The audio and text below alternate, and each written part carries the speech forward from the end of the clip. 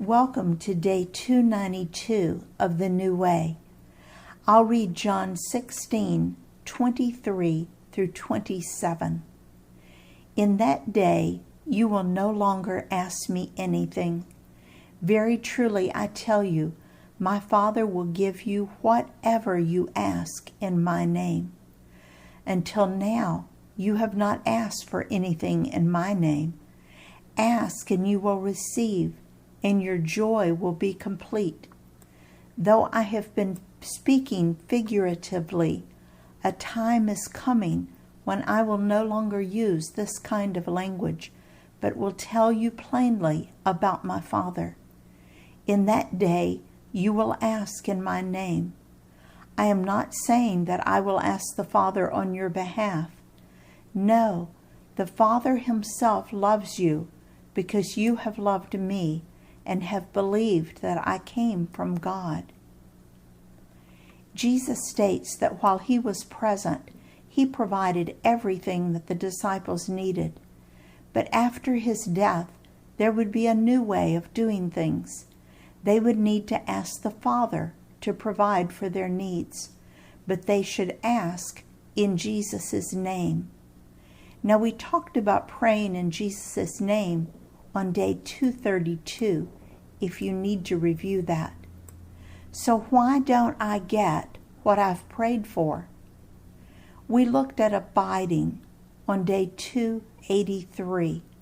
Now I want to show you other possible reasons found in other parts of Scripture. These give us a clear set of guidelines to examine the whys. You ask and do not receive because you ask with wrong motives, so that you may spend it on your pleasures, according to James 4:3. That's the New American Standard Bible. If I regard wickedness in my heart, the Lord will not hear. That's Psalm 66:18, the New American Standard Bible. And all things you ask in prayer, believing, you shall receive. Matthew 21:22 in the New American Standard Bible. But what if my request passes all these tests? I know it lines up with God's will. I know that it fits God's character and purpose. I'm abiding with him and feel that I know his will in this matter. I have no wrong motives for asking. There's no personal gain to me. I've examined my heart for sin, and I truly believe that God is going to answer. Then why doesn't he? All I can tell you is that I've seen two different responses from people at this point. I've seen very dedicated, committed followers of Jesus decide to quit obeying and seek other solutions, and their lives have crumbled into pieces. They don't lose their salvation. They lose their trust, their witness, and their joy. Their lives become useless for God's kingdom.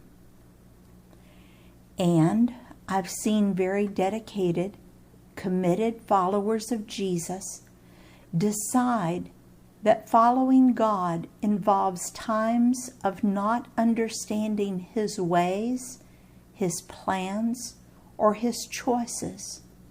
Their lives stand out as beacons of inspiration for the rest of us, because even though life is crashing around them, they are strong and sturdy in their belief that God is trustworthy and knows what he is doing.